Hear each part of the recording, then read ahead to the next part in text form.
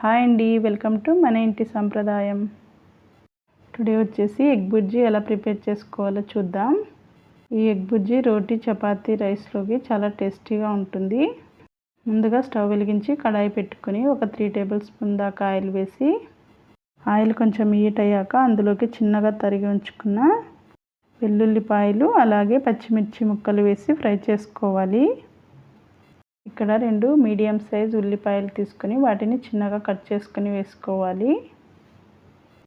కొంచెం సాల్ట్ని స్ప్రింకిల్ చేసుకొని బాగా ఫ్రై చేసుకోవాలి. అలాగే 2 చిన్న టమాటాలను కట్ చేసి వేసుకోవాలి. ఈ విధంగా ఫ్రై చేసుకున్న తర్వాత ఒక 2 మినిట్స్ మూత పెట్టేసి ఉంచుకుందాం. ఒక 2 మినిట్స్ తర్వాత ఉల్లిపాయలు, టమాటా బాగా ఫ్రై అయ్యాయి. ఇప్పుడు ఇందులోకి 1/2 టేబుల్ స్పూన్ కారం, 1 టేబుల్ స్పూన్ పసుపు, అలాగే 1 టేబుల్ స్పూన్ గరం మసాలా వేసుకొని, మనం ఇందులోకి పచ్చిమిర్చి వేసుకున్నాం కదా, కారం చూసుకొని వేసుకోండి. ఈ విధంగా మిక్స్ చేసుకోవాలి.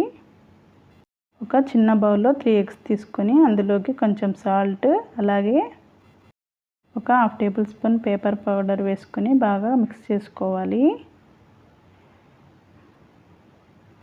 ఈ విధంగా బాగా మిక్స్ చేసుకున్న తర్వాత మనం ముందుగా ఫ్రై చేసి ఉంచుకున్న ఆనియన్స్లోకి వేసుకోవాలి.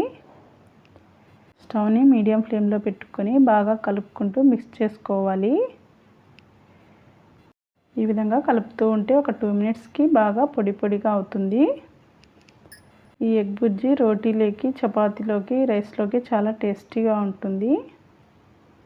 ఈ ఎగ్ బుర్జీని ఒక 5 మినిట్స్లో చేసేసుకోవచ్చు. అప్పటికప్పుడు తినాలనిపిస్తే ఈజీగా చేసేసుకోవచ్చు. ఫైనల్గా ఇందులోకి చిన్నగా కట్ చేసి ఉంచుకున్న కొత్తిమీరని వేసుకోవాలి. వేసుకొని ఈ విధంగా మిక్స్ చేసుకోవాలి. అంతేనండి, చాలా సింపుల్గా ఈ ఎగ్ బుర్జీని చేసుకోవచ్చు. ఎక్కువ టైం కూడా పట్టదు ఈ ఎగ్ బుర్జీ చేసుకోవడానికి. ఈ వీడియో మీకు నచ్చినట్లయితే లైక్ చేయండి, షేర్ చేయండి, సబ్స్క్రైబ్ చేసుకోండి. Thank you for watching.